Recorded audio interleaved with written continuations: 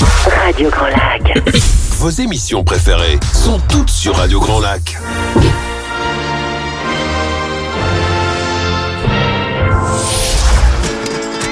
Your English Weekly. La chronique 100% en anglais de Radio Grand Lac avec Klaus. Welcome to Your English Weekly, where I interview a local personality or two every week on Tuesdays at 12:05.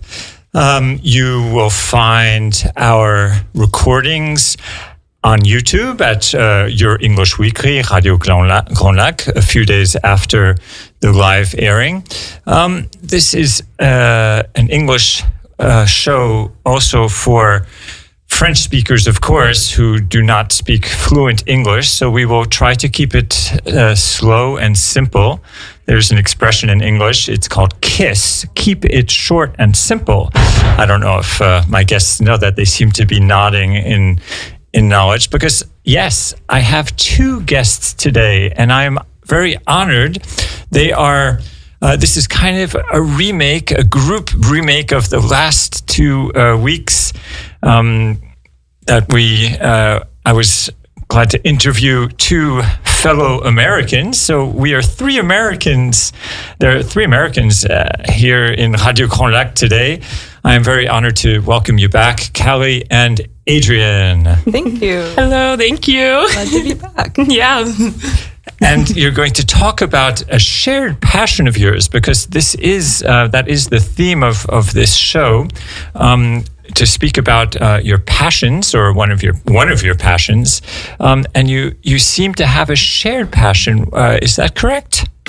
We do have a shared passion. Yeah, I mean, to put it simply, I think we share what we study is our passion. Environmental science. Voila, environmental science. Yeah. We actually met while I was doing my master's degree here, which is the reason that I came to this area of France. And I was working at a Carrefour on the evenings and the weekends. And Callie came in one day, and you can always tell somebody's American when they don't say bonjour. I think because we just don't have that. Yes. And so I said bonsoir, and Callie did not respond. And I knew she was American. So it was my second day in France, and I think I said this last week, but I was like, oh, thank God someone here speaks English, because I was so lost. I didn't know like any French at all. So yeah, we met, and then I came back to Chambéry. Like I moved down south after my semester, and I came back to Chambéry, and we reconnected, and now I'm following her path. I got accepted into the same master's program. Environmental studies. Yes. But just before we talk about that, let's just rewind a bit to what you were saying about the bonjour, just so our listeners comprehend.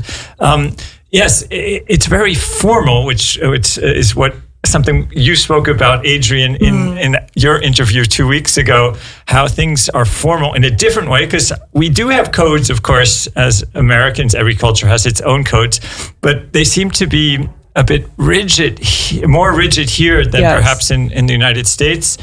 Callie's also nodding her head in agreement, it seems.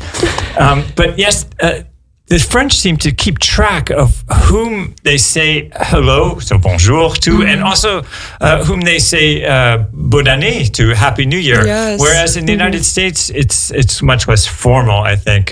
Yes. Yeah. I think we keep score less in general in the US.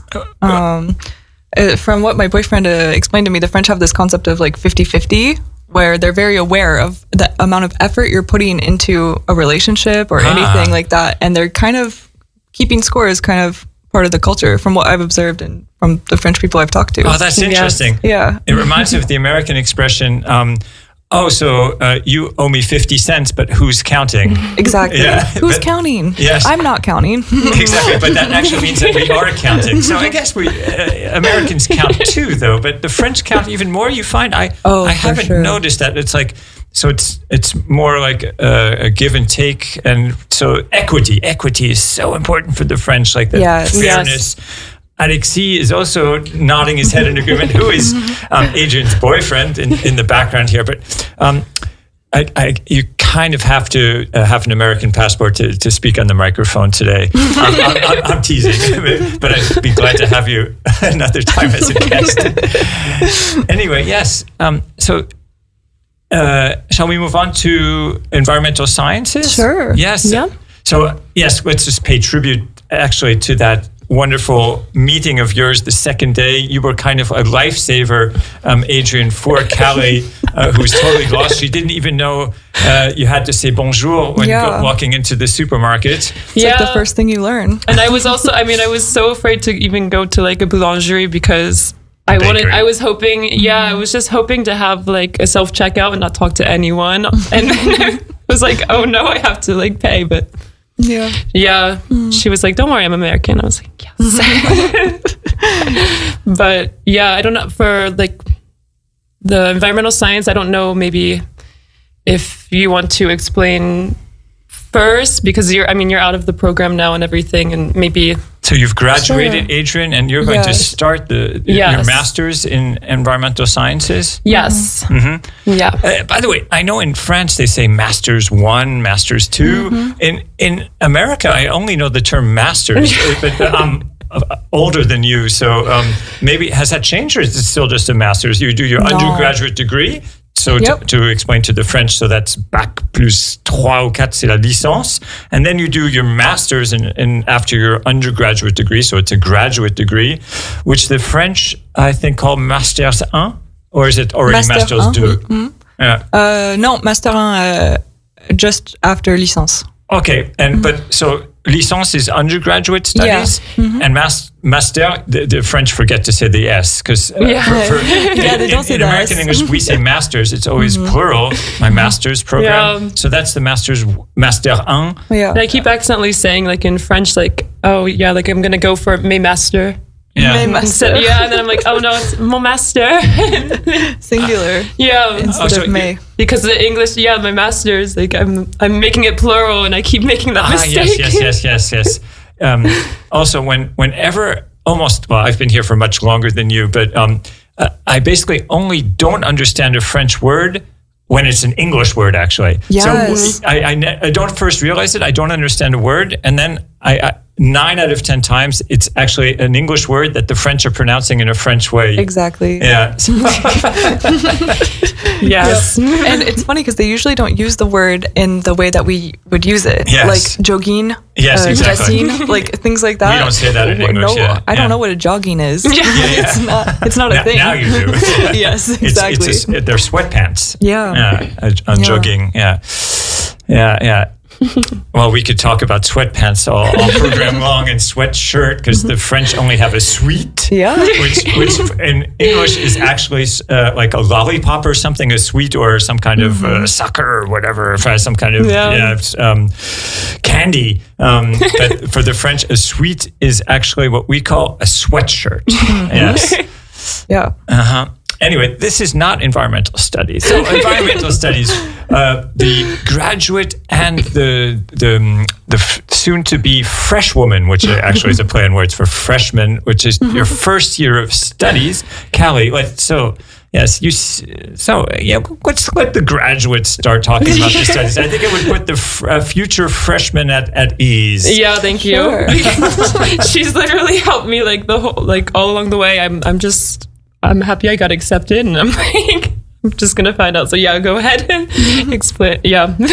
Well, the master's degree is it's environmental sciences applied to mountainous regions, and within it you have 3 specialties. Yes, specialties. Specializations. I don't know, or like. We have a word for majors.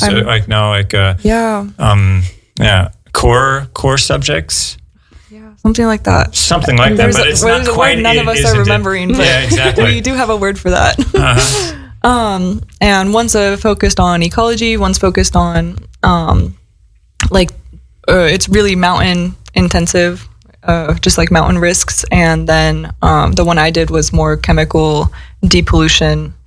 The field of depollution, which is a field that exists in France. It's a major field in France, but it's not the case in the US. Yeah. Especially since January. especially since January. But we were never great at environmental stuff, were we? Well, at the same time, I think we're kind of the pioneers of an environmental approach, like Americans are in many fields. I don't mean to be patriotic or arrogant or anything, but in good and bad, we seem kind of to have led the way, at least this last century or so, in the world. And the notion of environmental protection, I think, was initially an American thing. With the Silent Spring, exactly. Yeah. What's her name again? Rachel Carson. Yes, exactly. Yes. Who was a scientist who was specialized in the oceans, I believe, oceanography. She was also a chemist foremost, and she wrote a book about imagining like a spring without birds chirping. And that is kind of acknowledged to be one of the first environmental books. I tend to think the environment was a subject in the States even before it was here.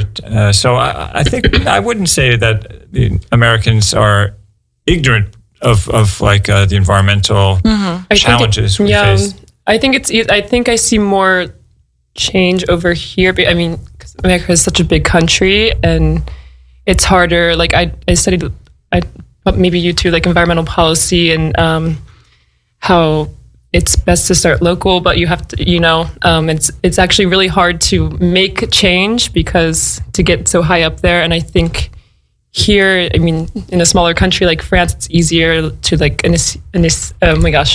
initiate things. My gosh, I can't even say that. Yeah.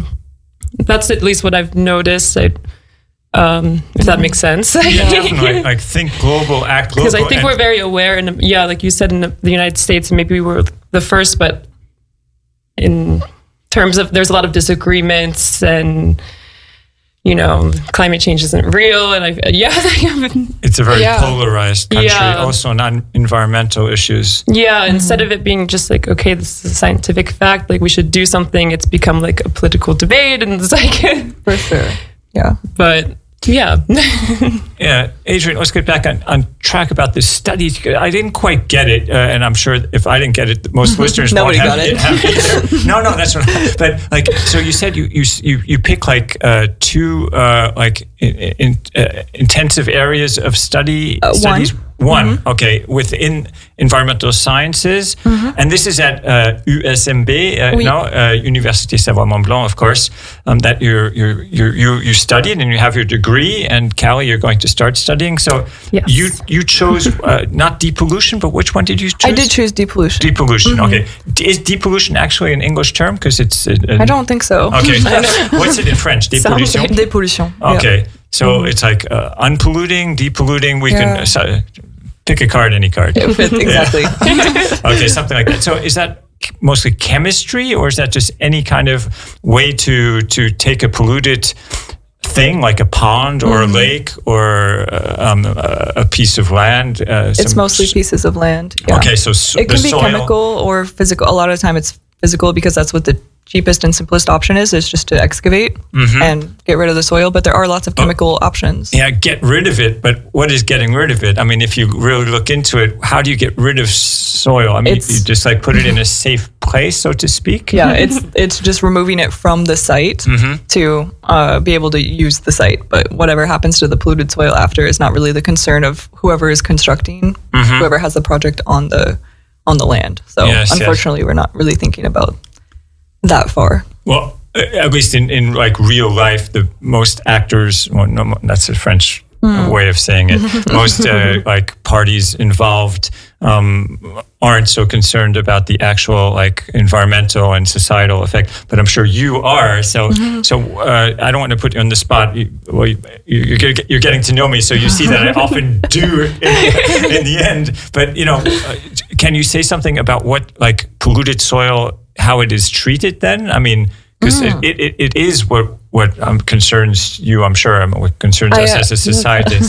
I actually don't work in depollution. I took a different path after my master's because I got an opportunity to have an internship in biogas. So I actually work in, I don't do any depollution activities. Okay, that's what you specialized in, but okay. Yeah, that's what I specialized in. But you have such a solid environmental foundation from all of your studies that you can work in pretty much any environmental field after. Okay, how long ago did you graduate? 2023. Okay, 2 years ago. Wonderful. Yeah, and you work in biogas. Is that the English expression? So from that is. taking methane from like cow dung, for instance. Exactly. So cow dung would be what's that in French? Des bouses de vache. Fumier. Du fumier. Du fumier. Easy. Okay, so you kind of put it in a anaerobic environment, so that methane gas is formed, and you isolate it, and you can use that to burn or to like create, use this in turbines and stuff like that. It's chemically identical to natural gas, so it's just injected into the network of natural gas, and it's used for all the same usages as uses of natural gas. Okay. Kelly, how excited are you about the new studies? I'm really excited. I mean,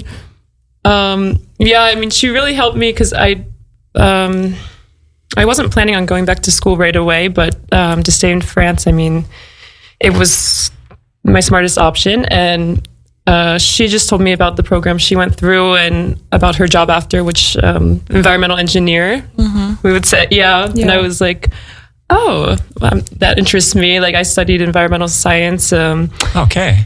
For my undergrad in Arizona, and as a course or as like a major? As or a major. As a major. Okay. Yeah, I was a double major. Yeah, so I did like modern languages, but I was like environmental studies, which in the United States it's very.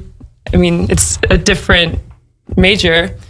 Like, but here it's kind of here it's kind of all together. Like, and yeah, I'm very excited. I mean, of course, I researched the program and stuff, but I'm still very undecided what I want to do afterwards as a career. You have time. You have like, 2 or 3 years, no? 2 years. Yeah. 2 years. But I was like, I don't know, I was very interested. When I was younger, I did a lot of like sustainable farming, sustainable agriculture. So like yourself, like practically. Yeah, like hydroponics. We did hydroponics. Yes. What's that? Hydro is water, but ponics. Ponics. Oh my. Well, growing. Yeah, growing. Yes. Okay, so like need water to grow things. Yeah, and it's I guess to explain it would be like. It's recycling water, but it's a more sustainable way of. You don't need soil, basically, and so it's like what do you call it? Like it's not rooted. How do you say like growing of plants? They're not necessarily. It's what they do in Holland a lot, in the Netherlands. Yeah, where it's like it's very high tech kind of. Farming where the plants aren't in the soil. Is that what hydroponics are? They're in the water. They're in water. They're in the water, yeah. They're held up by plastic supports that just have the roots in the water. Okay. And then like the tubes, the white, I can't even remember the pipe. Yeah. The PVC? Yes, oh my gosh. Yeah. And what's good about that? It's more efficient. You don't have to worry about soil. I'm always scared about like really high tech, like ultra modern technology. I'm a different generation, and I also see myself as an environmentalist, so I think one of our major problems is that we think we're so smart, and it's usually best just to like use like very natural things. I tend to think. Yeah. What do you think about that? Well, I feel like this method is a very natural way of farming. I mean, it is basically just recycling water, and I think it's more. I mean. Like aquaponics, especially too, like when that involves like the fish are giving nutrients to the plant, like with their excrements and and I think it's like I wouldn't say like too technologically like advanced like that way. No, I'm glad you're defending the cause. I'm glad to be proven wrong in my mistrust of progress. No, it's true. But it's been a while. I mean, she might even have more information than I do.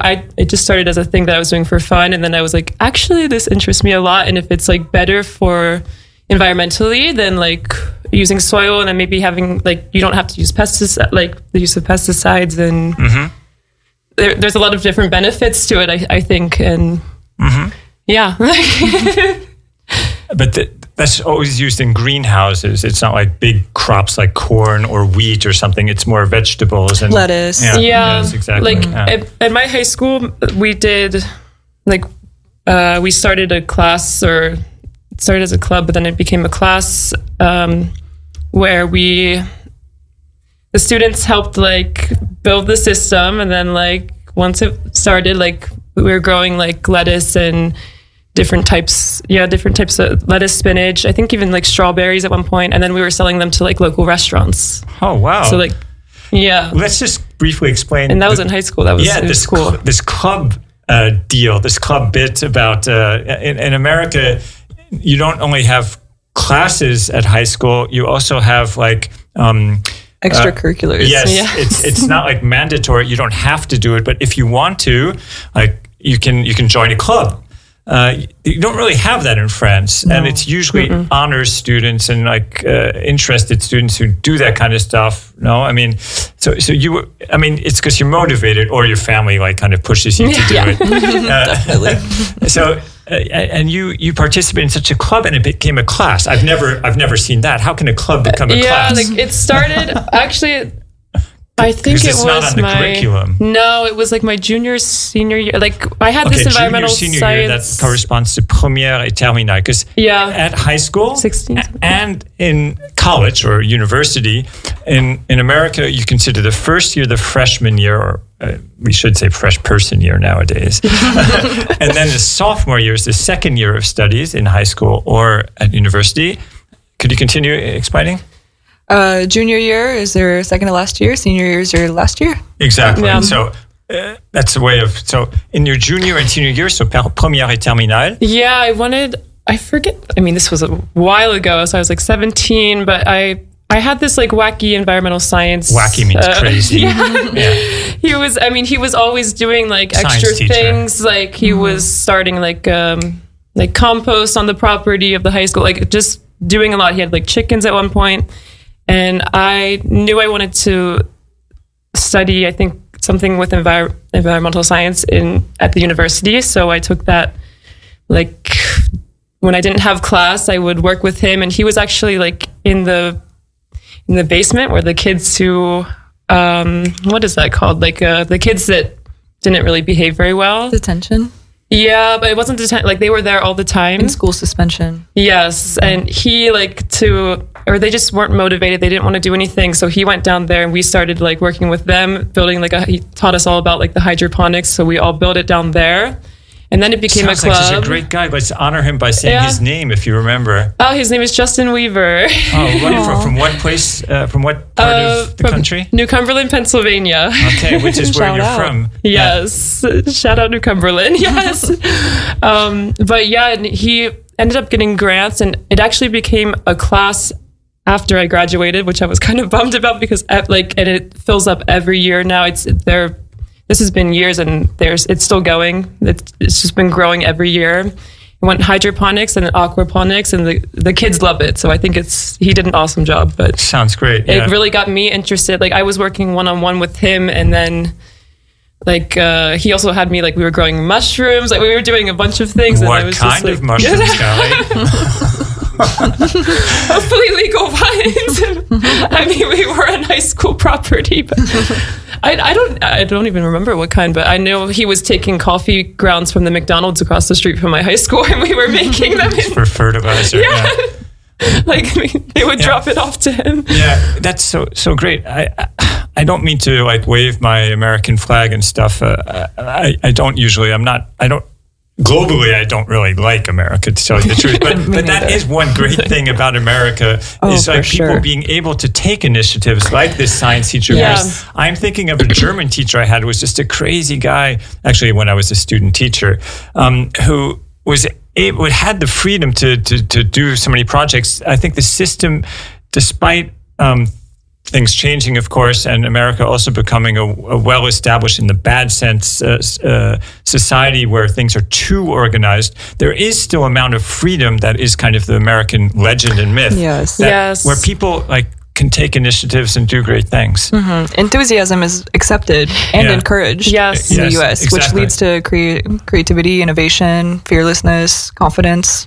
Those are all great parts of American culture. Almost a form of disrespect, actually. For sure. Which can be positive. Yes. If done in a constructive way, not respecting one's elders too much. For instance. All right. Okay. I don't want you to be frustrated by anything you wanted to say, because Jean-Pierre's giving me a look here that it might be time to wrap up slowly. But is there anything you were dying to say and never had the chance to? Not on this dying topic? to say. No. I know, no, I think. Save the environment. Sure. Get creative. Find something that interests you. Be enthusiastic. Don't be afraid to, But Yes, it's not embarrassing to care about anything, not just the environment, but it's not embarrassing to care. What a wonderful thing to say. Yes, we can care. Yes, and we can contribute our little part to the environmental cause. Okay, wonderful. If you want some other great English world ideas, because you don't say le monde anglo-saxon in English, you say the English-speaking world, actually, as these wonderful examples that you have given and you actually incarnate, please contact us at yourlanguageworkshop.com. We are a language school. We also teach German, French, English, and Italian. Next to the train station in Aix-les-Bains. We do all kinds of activities. You could also sign up for workshops for children and teenagers. We're doing them in the first 2 weeks of the summer. And don't hesitate to sign up for next academic year, next school year. As of August, we're doing another workshop for children and teenagers, and regular classes, adult, children's, adolescents, group, and individual classes are starting in September. Thank you very much for listening. I'll see you with another guest next Tuesday at noon. Thank you so much, Callie and Adrian. Thank you so much. And see you soon. Fraîche, locale et 100% bonnes ondes. Radio Grand Lac sur 92.1 et en DAB.